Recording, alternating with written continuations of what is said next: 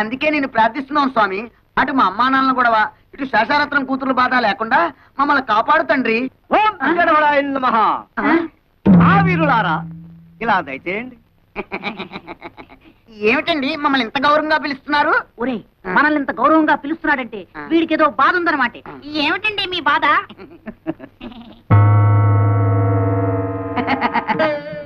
ఈ బొమ్మలు అమ్ముతారా? ఇవి బొమ్మలు కావు నాయన, అందమైన కన్నె పిల్లలు. కన్నె పిల్లలా?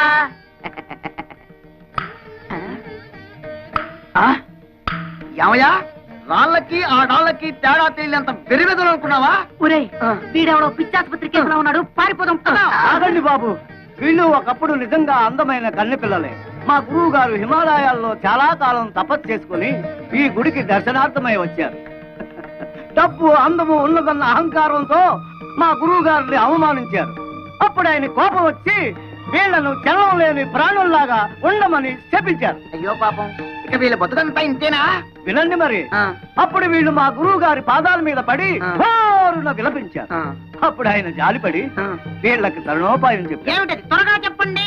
ఇద్దరు యువకులు కలిసి 7 పుణ్యకార్యాలైనా సరే 3 పాపకార్యాలైనా సరే చేయాలన్నా. ఆ పాపకార్యాలు చెప్పండి, చేసేస్తాం. ఒక ప్రాణిని చంపడం, ప్రాణ స్నేహితుల్ని విడదీయడం, పాపురాల్ని కోల్చడం, పంపల్ని కాల్చడం, పెళ్లి సంబంధాలని పేర్చడం లాంటివి. ఇందులో మీరు 3 పాపకార్యాలు చేస్తూ బాగా తన్నులు తిన్నారంటే 3 వాయిదాల్లో వీళ్ళకి నిజస్వరూపాలు వస్తాయి. కొబ్బరికాయకి వైరంతా ఏమిరా నాన్న? ఇది మామూలు కొబ్బరికాయ కాదు, కొండల పేల్చే బాంబుల మందు. ఇందులో బాగా కూరాం. వదలకు, పేలుతుంది. ఇంకెందుకురా ఇది? ఆ క్లాస్ అమ్మాయి చెప్పారు ఒక కొంప కూల్చమని. అందుకే మన ఇంటి చుట్టూరా కొబ్బరి బాంబులు ఇంకా అలా అలా పెట్టాం. కావాలంటే చూడండి. అయ్యో గురువయ్యప్ప, ఎవరి కొంప కూల్చమంటే మన కొంపకే పెట్టారేమిట్రా? అలా చూస్తూ నిలబడ్డారేమిటండి? వెళ్ళి తీయండి, తొందరగా తీయండి. ఈ కొబ్బరి బాంబులతో ఎవడి కొంప కూల్చాలో నేను పరయ్యా.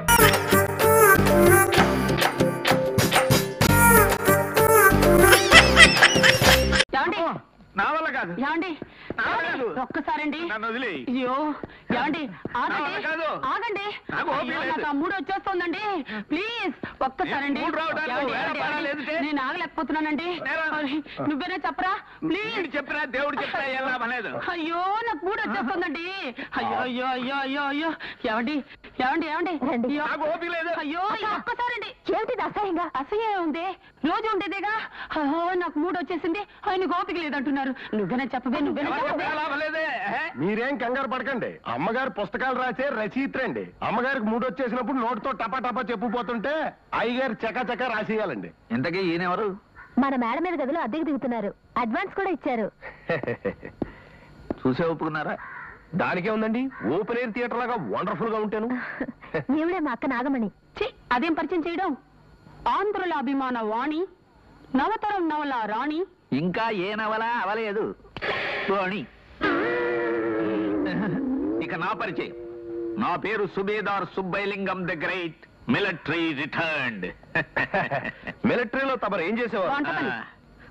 వంట పని అని తేలిగ్గా తీసిపారేకు.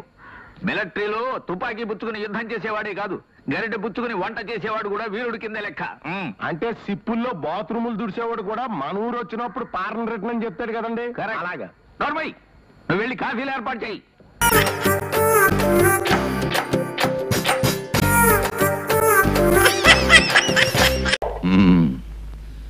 చూడు కైలాసం, ఈ ఊరు మొత్తానికి మన ఇద్దరమే మొగుళ్ళు.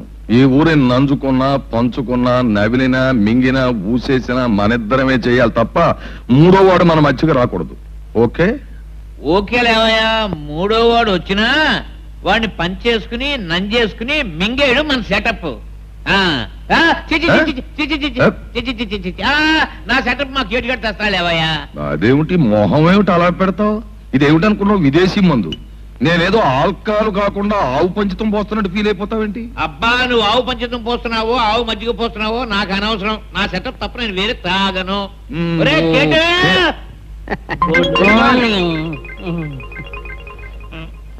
చూడబో అద్దా ఈ రెండు ఒక తల్లి పాలే, అది స్కాచే ఇది స్కాచే. అయినా నా ఇంటికి వస్తూ నీ మందు తెచ్చుకు తాగడం చాలా బ్యాడ్. ఏమిటా బ్యాడ్? నీ ఇంటికి వచ్చాను కాబట్టి నీ మందు తాగేసి నీ మంచం ఎక్కేసి నేను పెట్టి ఖాళీ చేసి నేను ఉట్టేమంటా? నీతో మాట్లాడడం కంటే ఆరిటి తొక్క మీద కాలేయడం బెటర్. చాలరా. వెయ్యి అరటి తొక్క మీద కాలు. ఇదిగో మీ ఇద్దరు బయటకు పోండి, బయటకు పోండి. చూడలేదు బేడలేదు, నేను చూసుకుంటాను. పోవాలి బయటకు, నువ్వు వెళ్ళి. ఆయన కైలాసం ఓ మాట చెప్పు, అసలు నేను ఎప్పుడైనా మందులో విషయం కలిపి నేను చంపేస్తాను, నా మీద డౌటా? డౌటే.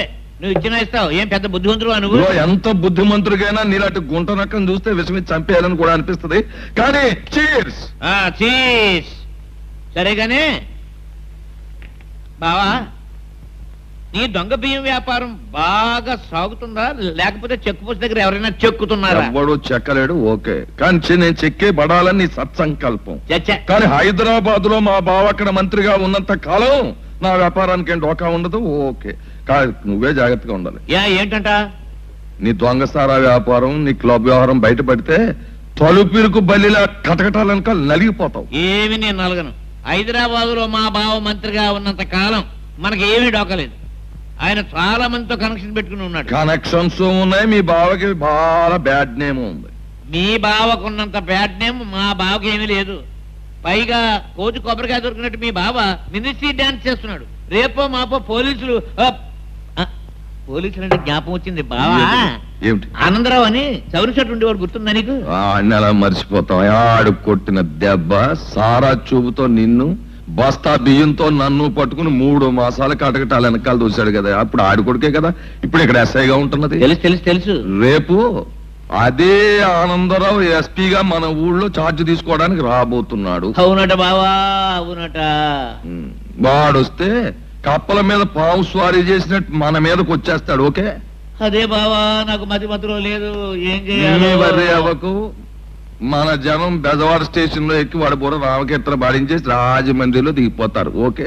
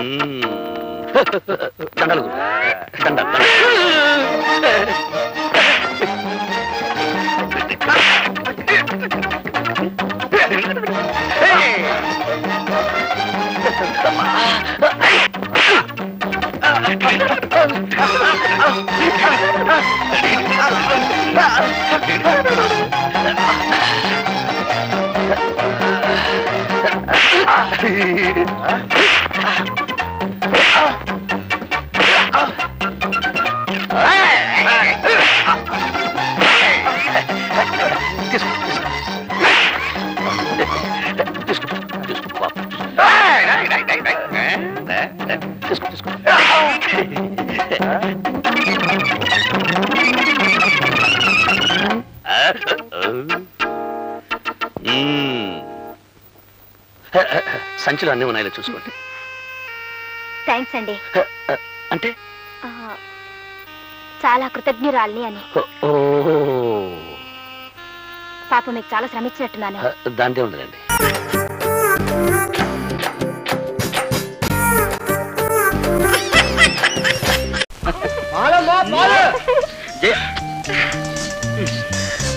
ఏమండి, పాలోడు వచ్చాడు, వదలండి. వస్తే మళ్ళీ వస్తాడు, నువ్వేం వెళ్ళక్కర్లేదు, నేను చెప్తా ఉండు. అలా అనకండి బాబు. ఈ శివరి నుంచి ఆ శివరి వరకు నేను ఒక్కనే పోయాలా? మళ్ళీ రామంటే కుదరదు బాబు. అసలే కొత్త కథ. పాలవాడేవుడు పాలెలా ఉంటాయో పాలెలా ఉంటాయో అంటున్నాను. పాలు ఎలా ఉంటాయి? పాలని తెల్లగా ఉంటాయి, తాగితే కమ్మగా ఉంటాయి, నీళ్ళు కలిపావనుకో పలుచుకుంటాయి అంతే. నేను వెళ్తున్నాను. నువ్వు నువ్వు వెళ్ళదు. నువ్వు వెళ్తే మళ్ళీ తిరిగి రావు, నేనే వెళ్తాను. ఒక్క నిమిషం అంటే ఒక్క నిమిషం వచ్చేస్తాను. అది నువ్వు నిద్రపోతున్నావు, నిద్రపోకూడదు. నిద్రపోతావా? పడుకోగా వెంట వెంట వెంటనే వచ్చాను. ఏటి ఎంతకీ రారు? ఏటి చేస్తున్నారో ఏటో. పోయా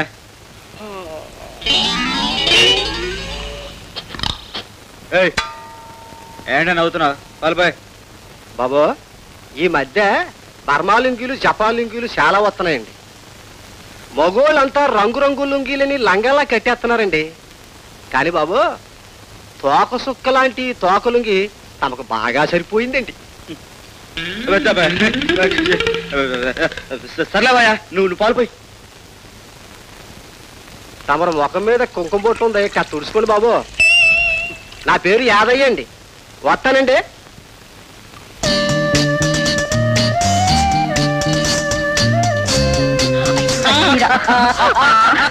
అయ్యో పని మనిషి వచ్చానంటేయండి. పని మనిషి వచ్చింది, వెళ్ళినవ్వండి. మా ఇంట్లో గిన్నె లేవు, పక్కింటికి వెళ్ళమ్మా. అయ్యో ఏమండి, అయ్యో నా మాట వినండి. పక్కింటి సావిత్రమ్మ గారిని పని మనిషి పంపించమన్నాను, పంపించినట్టుంది, వదలండి. మీరేం వెళ్ళక్కర్లేదు, మీరు పడుకోండి. మరి గిన్నెలు ఎవరు తోముతారు? నేను తోముతాను. కష్టాల కోర్చుకున్ననే సుఖాలు దక్కునోయ్, సుఖాలు దక్కునోయ్. ఇచ్చిన మాట ప్రకారం అంటు తోమపోతే నా మాట నమ్మవుగా. రేపు సుఖానికి ఇది అడ్వాన్స్. అయ్యో ఉండండి, ఎవరైనా చూస్తే మొగుడు చేత బెట్టి చాకరీ చేస్తుంది అనుకుంటారు. లేవండి. నీ చేయకూడదు. అల్లరి ఏమైంది? అయ్యో వదలండి, వదలండి. అయ్యో అయ్యో చూడు, నా బాత్రూమ్, నా పెళ్ళం, నా నీళ్లు, నా బకెట్టు, అయ్యో ఏమండి, ఇదే బాత్రూమ్ అనుకున్నారా, బెడ్రూమ్ అనుకున్నారా? కొత్తగా పెళ్ళిన వాళ్ళు ఎక్కడుంటే అదే బెడ్రూమ్. అయ్యో అయ్యో ఏమిటి, ఏం చేద్దాం? ఏదో ఓ పంచి, నువ్వు బయటకెళ్ళు. ఏమండి, ఈ తడి బట్టలతో వెళ్తే బాగోదు, మీరు వెళ్ళండి ప్లీజ్, మీరే వెళ్ళండి. ఏమండి ఏమండి ఏమండి ఏమండి ఆవిడ ఎక్కడండి? ఏమిటండి? మీ ఆవిడండి. మా ఆవిడ ఏమండి? నిన్న పెరుగు అడిగారు, తీసుకొచ్చాను. ఆవిడ ఎక్కడా? మరి వంటింట్లో ఉన్నారా? వంటింట్లో లేదండి, పెరట్లో బట్టలు ఆరేసుకుంటుందండి. ఓహో, బట్టలు కూడా ఆరేసుకుందండి, బయట ఉన్నట్లుందండి. అలాగే. బయట కూడా లేనట్లుందండి. మరి ఎక్కడున్నారండి? అదండి పాపం, నాకు అర్థం కావట్లేదు. బాత్రూమ్ మాత్రం అసలు లేదండి, నా మీద వచ్చండి. సర్లేండి, ఈ పెరుగుంచండి, నేను మళ్ళీ వస్తాను. మళ్ళీ వస్తానండి.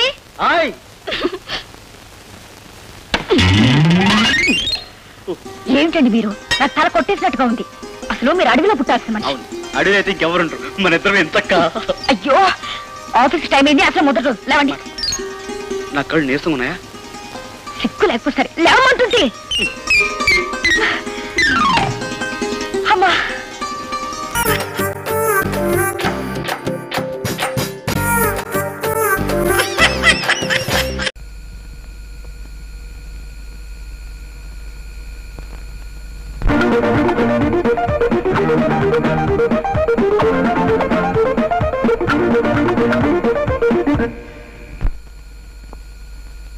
కాసేపట్లో స్పృహలోకి వస్తాడు. ఇతనికి హార్ట్ అటాక్ వచ్చిందని మాత్రం చెప్పకండి, అసలే వీక్ హార్ట్. హార్ట్ అటాక్ అని తెలిస్తే మనిషి చచ్చిపోయే అవకాశం ఉంది. కాబట్టి ఒకవేళ అడిగితే చెస్ట్ పెయిన్ అని మాత్రం చెప్పండి, అంతే.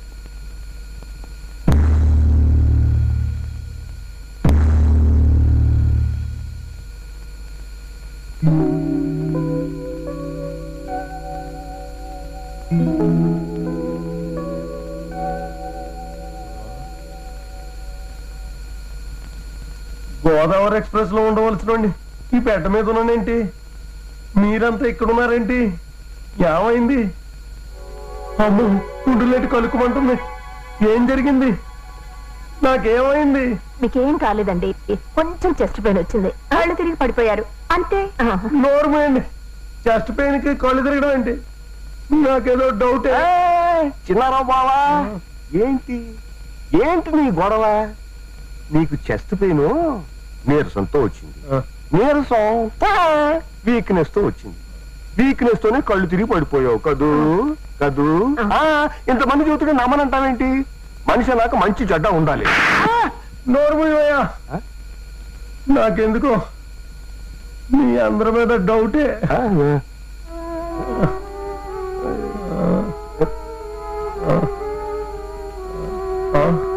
ఇదిగో దివాకరం, దివాకరం, ఇందాక నాకు ఏమైందయ్యా?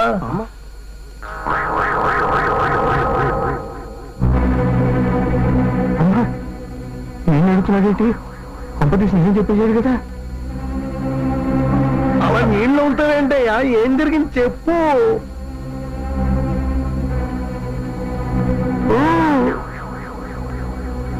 ఇందాక మీకు ఇందాక నాకు ఇందాక మీకు ఇందాక నాకు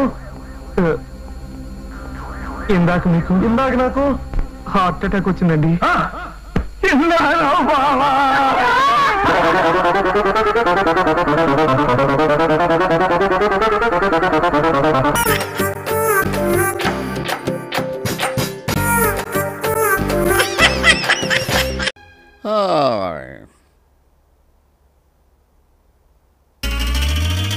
వీడేంటి కోర్టులో కదా ఉండాలి? ఎవరు? నిరుద్యోగిని. ఎందుకు వచ్చావు? అదే మాట, పనిలో చేరడానికి వచ్చాను. పనా? ఆగస్టు 29, 2007 జడ్జి గారు తీర్పు చెప్పారు. మర్చిపోయారా? ఎందుకు మర్చిపోతానా? నెలలా జీతం ఇస్తున్నాను నీకు. అందుకే నేను పని చేయాలి కదా సార్. చెప్పండి, ఏం పని చేయమంటారు? ఏం పని చేస్తావు? మీరు ఏం చెప్తే అది. నా నెత్తిరెక్కి డాన్స్ చెయ్యి. జాగా సరిపోదు. అయితే బయటకెళ్ళి డాన్స్ చెయ్యి. అక్కడ అస్సలు జాగా లేదు. ఎందుకు లేదు? బయట జనంతో కిక్కిరిసిపోయింది. జనమా? ఎవరు వాళ్ళు? నిరుద్యోగులు. నిరుద్యోగులా? ఎస్. నాతో పాటు నీ నియోజకవర్గంలో నిరుద్యోగులందరికీ ఉద్యోగాలు ఇప్పించేదాకా శాలరీలు ఇవ్వాల్సిందేనని జడ్జి గారు బరువెక్కిన గుండెతో బల్లగుద్ది మరీ చెప్పారు. ఎస్. అయితే ఇప్పుడు నేను మీ అందరికీ జీతాలు ఇవ్వాలా? అక్కర్లేదు. Thanks. No thanks. Why? Already కింద ఇచ్చేస్తున్నారు. జీతాలు ఇచ్చేస్తున్నారా? ఇదిగో 25,000 మంత్రి గారి దగ్గర నాకు మాట రాకూడదు, లెక్క పెట్టుకో. ఓరి నీ అమ్మ కట్టు మాడా, ఏ గోడౌన్లోంచి తెచ్చావరా? నువ్వురా. నెంబరు 27. తప్పకండి. రండి సార్. అసలు జరుగుతుంది ఏంటంటే అక్కర్లేదు. మ్యాటర్ వీడు ఆల్రెడీ పోస్ట్ మనీ డిస్ట్రిబ్యూట్ చేశాను. లైన్ చాలా పొడుగ్గా ఉంది. అబ్బే ఎంతమంది ఉంటారు సార్? 1000 మంది ఉంటారు. 1000 ఇంటూ 25,000 2,50,00,000. రేయ్, ఇప్పుడే చెప్తున్నాను, ప్రతి నెల 1 తారీఖు ఇక్కడికి వచ్చి జీతాలు పట్టుకోండి. మంత్రి గారి చేత మా మాట రానివ్వకండి. నెలకు 2,50,00,000 సార్. సంవత్సరానికి 30 కోట్లే. ముప్ప కూలిపోయాడు, ఇంకా లెగడం. Are you happy?